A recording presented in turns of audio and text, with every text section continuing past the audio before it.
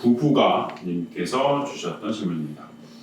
지수가 명목 GDP 성장률에 수렴한다고 하면 이 성장률의 적정 지수는 몇이다 라는 수식을 만들 수 있을까요? 이렇게 여쭤보셨습니다. 있어요? 이거 이야기하면 이게 자본주의 사회주의 이야기를 해야 되는데 그 경제 성장률이라는 건 그렇습니다. 한 국가가 이제 하는 거 그게 이제 모든 국민들한테 다 똑같이 분배가 되는 건 아니죠. 성장의 과실이 n분의 1로 국민들한테 배분되는 게 아니에요.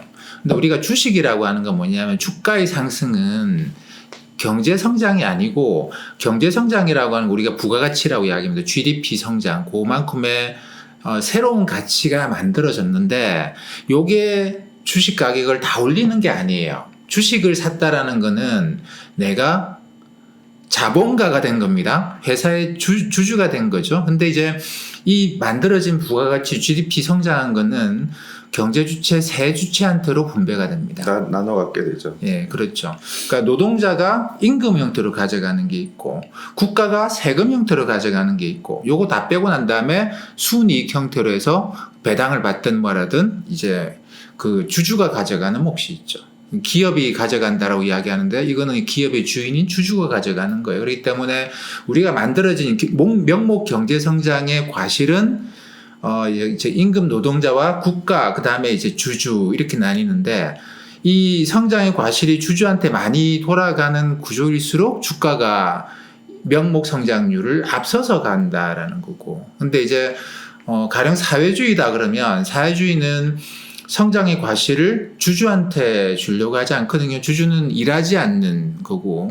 그러다 보니까 이제 뭐 중국도 그렇습니다만 소수의 혁신적인 기업가에 대해서는 정말 우대해 줍니다. 왜냐하면 그게 국가의 부가가치를 키우는 힘이 있다고 생각하기 때문에. 그렇지만 일반 그냥 내가 투자했어요. 이런 주주들이 이익을 가져갈 수 있는 구조는 아니에요. 그 사회주의 원칙하고 어긋난 것이죠. 미국의 경우에는 자본주의 원칙이 아주 철저해서 이익에 대해서 주주가 많이 가져갈 수 있는 구조를 가져요. 그러다 보니까 걔네들은 명목 성장하는 것만큼 주가는 확실하게 올라간다고 봐야 됩니다.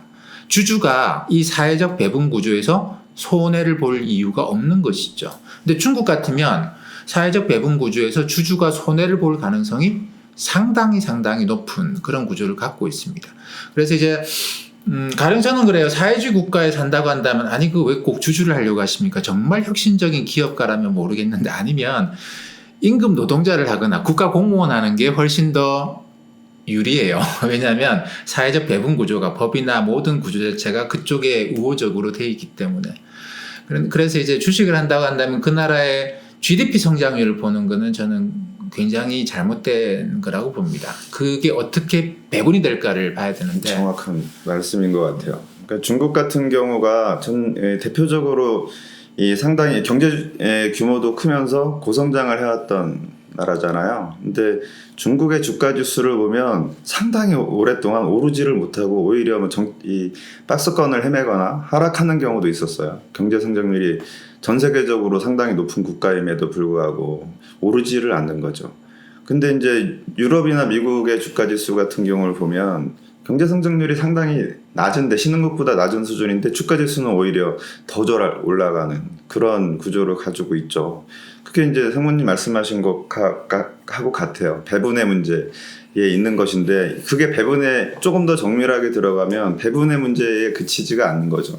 그러니까 중국 같은 경우에는 그러니까 특출난 기업들이 이 경제 부를 이렇게 집중적으로 소유하는 거를 잘 참지를 못하죠. 사회주의 국가이기 때문에. 그렇잖아요. 그러니까 이제 그 기업들도 대부분 다 비슷한 수준으로 유지가 되도록 뭔가 보이지 않는 손이 작동을 하게 되는 것 같고, 그래서 중국의 상장 기업들에게 어떤 혜택이 집중되는 것이 아니라 이 비상장 기업들이나 별 차이가 없는 그런 현상이 있는 것 같고요.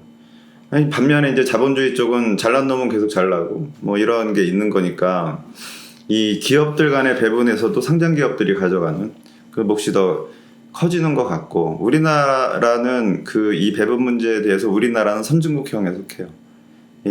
그게 맞는 통계였는지 어쩐지는 모르겠지만 뭐 한국은행에서 2차례에 걸쳐서 이런 배분 문제를 가지고 리포트를 쓴 적이 있었는데 저도 깜짝 놀랄 정도로 기업들이 가져가는 몫이 크더라고요. 이게 이 개인들이 가져가는 몫은 오히려 점점점 줄고 있고 기업이 가져가는 몫은 크니까 아마 우리도 이제 경제 성장률보다 주가 상승률이 더 높은 나라 쪽에 속해 가지 않을까. 그 추세가 유지되고 있다면. 근데 그 통계가 이제 저는 굉장히 심각하게 잘못됐다고 생각해요. 왜냐하면 이번 정부 들었을 때 이제 그 낙수 효과 없다. 기업이 과실을 다 가져가고 이게 이제 개인들한테 돌아오는 낙수 효과가 없기 때문에 소득을 다시 움직여야 된다. 이런 정책을 내세우신 분이 그 통계를 갖고 이제 설명을 하셨는데 저는 그 통계가 아주 심각하게 잘못됐다라고 통계를 잘못 봤다고 생각을 그때 리포트도 냈었는데 그 리포트가 우리 사회 이제 그쪽 분들한테는 굉장히 심각한 어떤 그런 것이 돼서 그 내용이 뭐냐면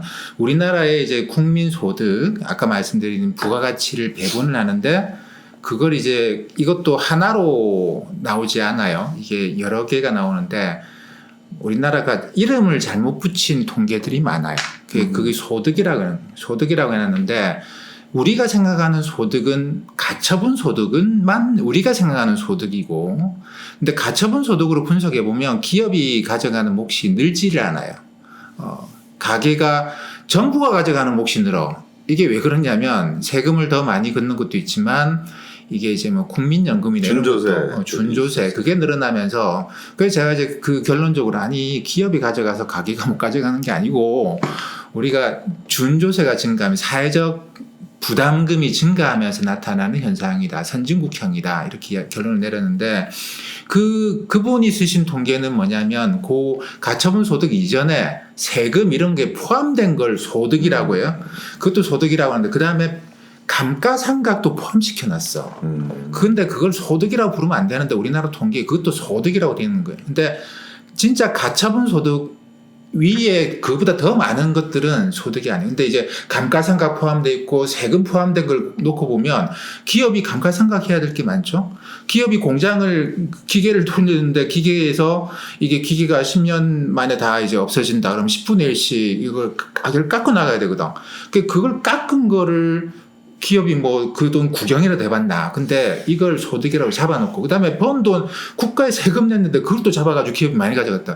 그래서 제가 이건 아주 심각한 통계 잘못 해석한 거다. 그래서 이 정책 방향을 바꿔야 된다. 이게 아니다. 기업을 그렇게 때릴 일이 아니다.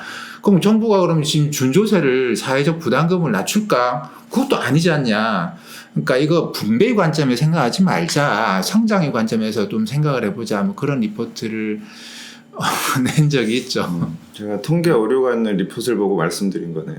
네, 근데 준조세라고 하면 그 부분은 저도 전적으로 동의를 하는데 지금 감가상각비 말씀하셨잖아요. 그러니까 감가상각비와 준조세 중에 어떤 것이 더 컸을지 잘 모르겠어요. 준조세 다 합친 것과 감가상각이 비슷하지 않을까라는 생각도 들고 감가상각의 규모가 상당히 크거든요. 그런데 이 감가상각에 대해서 우리가 옛날에 생각했던 거하고는 지금 생각들이 많이 바뀌고 있어요. 그러니까 감가상각은 돈이 나가는 돈이 아니에요. 그렇죠? 그러니까 그거는 그냥 기업의 수익에 비용을 대응시키기 위해서 만들어낸 개념이고 감가상각이 이 기업이 투자한 거를 몇 년 동안 이렇게 깎아나가는 거잖아요. 그러면 그 몇 년 내용연수라고 하는 그 몇 년이 지난 다음에 그만큼의 재투자가 일어난다는 전제를 깔고 있는 건데 실제로 그런 일이 발생하지 않거든요.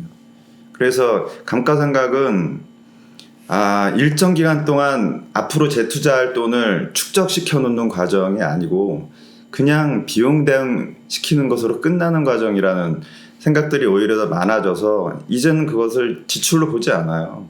그래서 어떤 무디스 같은 신용평가사들도 그 부분은 건드리지 않거든요. 감가상각비를 옛날과 같이 생각하지 않아요. 그러면은 기업들의 어떤 그 소득에서 감가상각 부분까지 포함시켰다고 그 부분이 이제 오류라고 말씀을 하셨으니까 이제는 그거를 어떤 배분해서 빼야 되느냐 아니냐 이것도 역시 고민을 해봐야 되는 이슈라고 봐요. 맞아요. 그게 좀 그 금융의 고급 과정으로 가면 요게 이제 기업의 적정 주가, 적정 가치를 계산하는데 굉장히 심각한 이슈예요. 이 네, 감가상각을 맞아요. 이거 네. 어디다가 넣고 어떻게 처리해 주는 게 진정한 이 기업의 가치를 평가하는 거냐. 그까지 한 번씩 애널리스트 사이에서도 논란이 붙는데 감가상각 많은 업종들.